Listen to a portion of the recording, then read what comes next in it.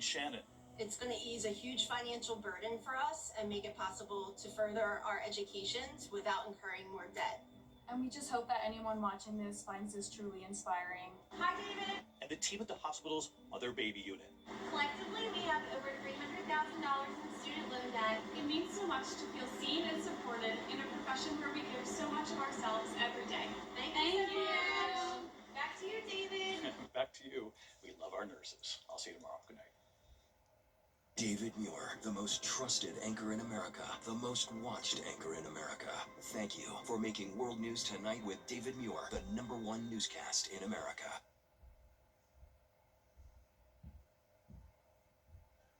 Now on News Channel 6 at 7, cracking down on drug trafficking.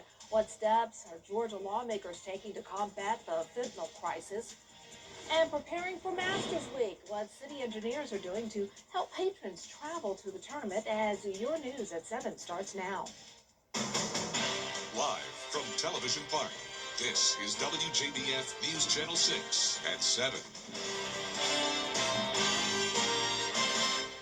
Good evening, everyone. I'm Dee Griffin. Thanks so much for joining us. Coverage you can count on begins with Under the Gold Dome in Atlanta. One person is behind bars after a random internal audit in Emmanuel County. Rita Fortner is charged with theft by taking. She was arrested on Monday after deputies say a discrepancy was found with the Emmanuel County Commissioner's Office's credit card reports. She is accused of using that card to purchase personal items that were delivered to her house. A wanted fugitive from Kentucky was captured in Edgefield County. The sheriff's office received a tip from Kentucky investigators that 38-year-old Samuel Williams could be hiding in Edgefield. Investigators found him driving on Prescott Road and taken into custody without incident, they say. Williams is facing multiple charges and is being held at the Edgefield County Detention Center awaiting extradition back to Kentucky. Well, it's time now for a first look at our forecast.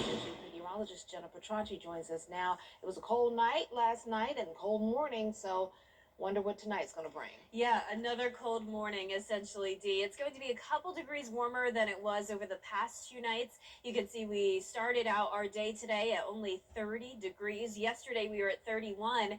And some places in the CSRA today even got down to 27 degrees. And notice that happens to be our record low set back in 1967. Our high today was 55, so also a couple degrees warmer than it was yesterday, but still well below normal. So here's our Terry Lambert Hyundai Skyview cam.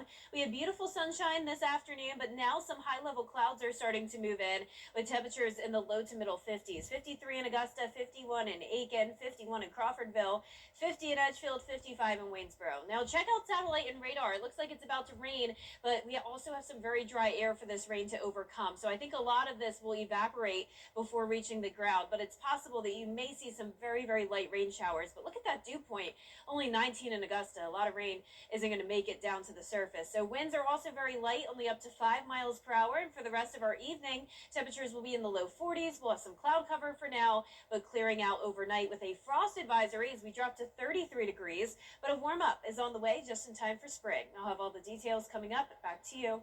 All right, thanks so much. We'll see you in a few more minutes. Augusta leaders have a plan to make the city better looking.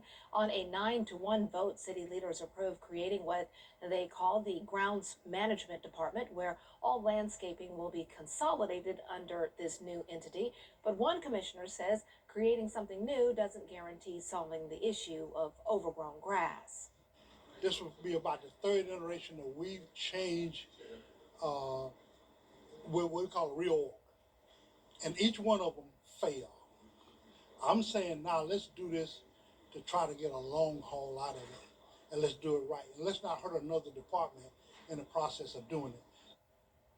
The final cost of the program is still to be determined, but under the administrator's plan to the city, they would take the rest of the year to transition to the new department before it starts in January. Well, the countdown begins to the biggest week of the year for Augusta. The 90th edition of the Masters Tournament is just a few weeks away, and today's city engineers outlining this year's traffic plan to help thousands of patrons traveling for the tournament. Graham Lee has more.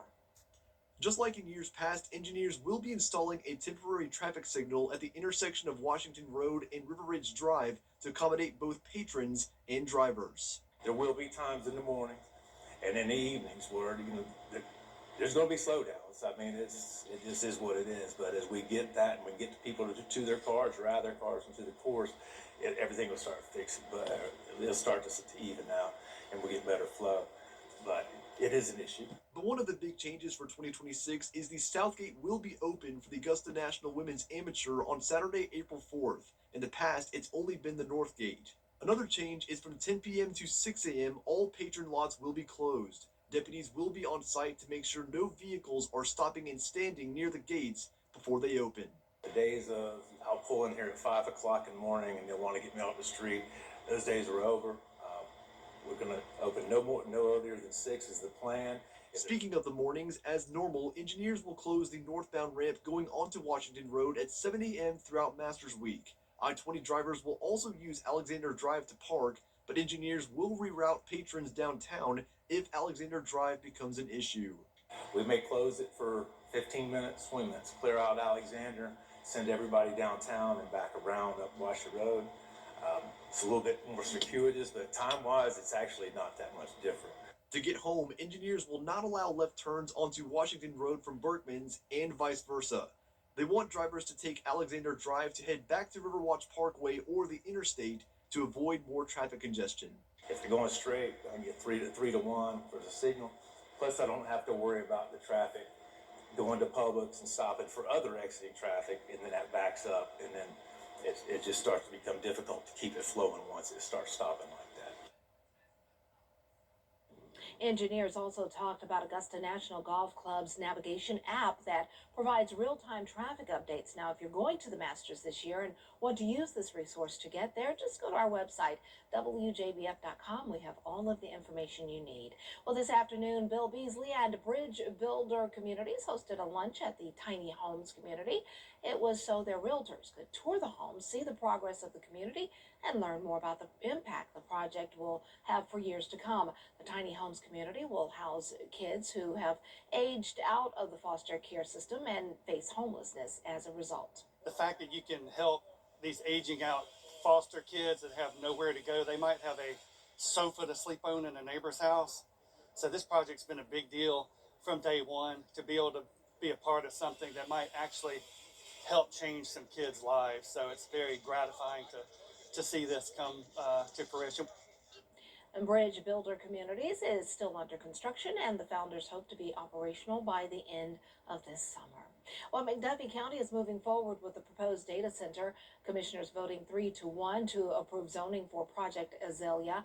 The approved project is based on conditions commissioners gave the developer, including sound barriers and types of generators used on the site. The data center complex would be around 200 acres near Randall Hunt Road. Coming up, rising gas prices impacting everyone, including first responders. We'll take a look at how some are handling the cost change when we return. Good evening. I'm Renee Miller with your Cast Simone.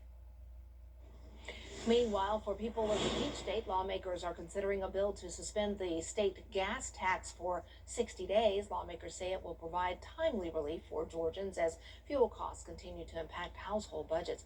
The bill passed the House and now heads to the state Senate for further review.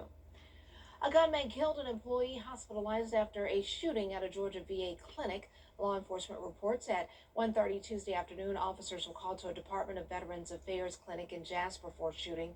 They confronted the suspect who was shot and killed. One VA employee was injured and airlifted to a hospital. Today, Governor Brian Kemp spoke on the incident. Yeah, look, open investigation, just a tragic incident, really heartbreaking. But the locals have asked the GBI to come in and take a look at that case. I've been in touch with Director Hosey, and they're still gathering information and certainly will assist local law enforcement, but certainly have that individual and their families in our thoughts and prayers. And Jasper Police Chief Matt Dawkins says they are investigating what led up to the accident or incident. The clinic will remain closed for the rest of the week. Frost is possible tomorrow morning, so one more cold day on tap, but spring is right around the corner, and it will really start to feel like it as we head into the weekend. I'll have your full Viper 6 forecast when we return. Here's a great offer from Rooms to...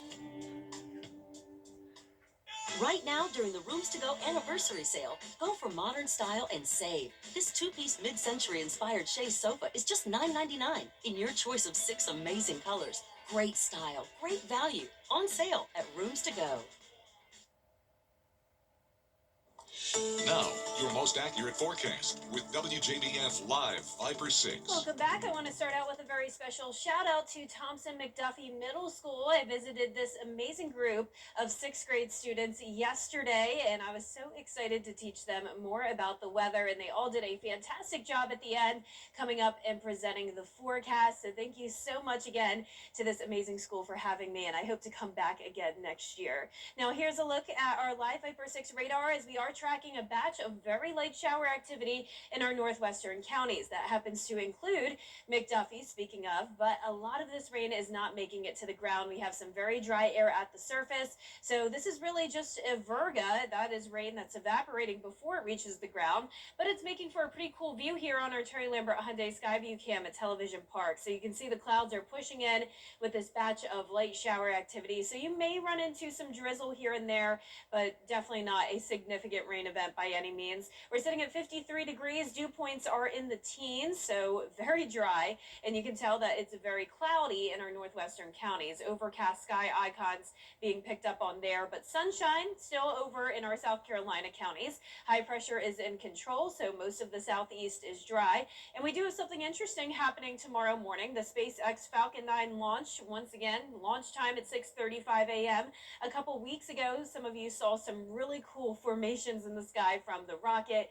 Looked like a space jellyfish even. I remember showing those a couple weeks ago. So be sure to look up east and southeast to see if you will see that tomorrow morning. Skies will be clear, so that'll help out. But you can see the frost advisory is in effect for the entire CSRA from 1 a.m. until 9 a.m. tomorrow for temperatures as low as 33 degrees. It's going to be very, very cold tomorrow morning, but temperatures are going to start to rise, and that'll be great news for all our plants that are blooming. There's just one more night for us to deal with those sensitive plants, unfortunately, having to struggle with the cold here. But 32 to 35 degrees tomorrow morning in most places. Highs tomorrow going to be in the mid to upper 60s. A nice day, and it happens to be National Backyard Day, so spend some time in your yard as temperatures will be in the upper 60s in the afternoon with plenty of sunshine. We have this ridge of high pressure building in from the east, and that's going to make for very spring-like conditions this weekend.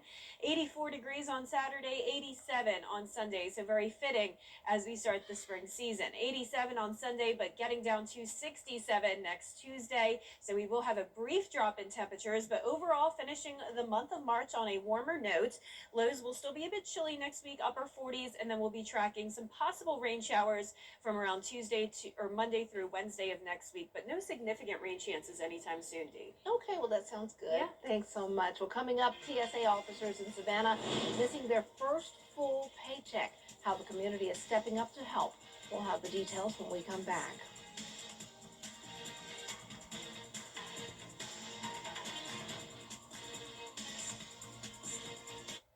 The hot tub blowout sale is in. Good news for fans of Punch the Monkey. We'll have the story after the break. All right, Augusta. The hot discount coupons at nationalhottub.com. The baby monkey that captured the hearts of many on social media is finally capturing the heart of another monkey.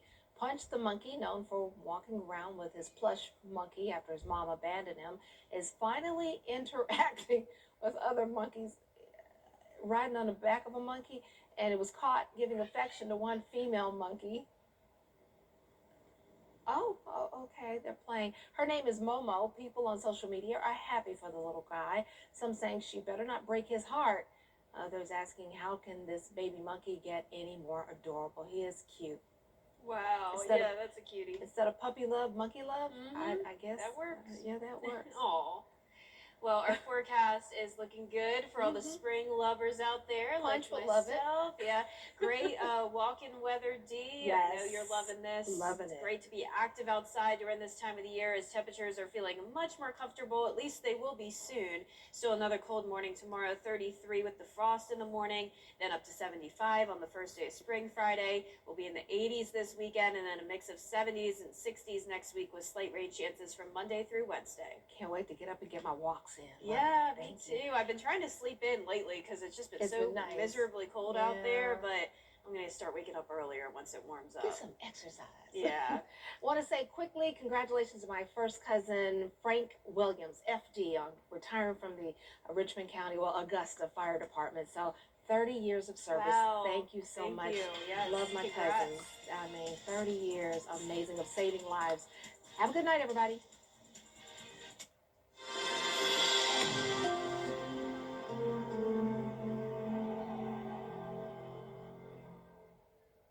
McDonald's breakfast deals are morning's match made in heaven.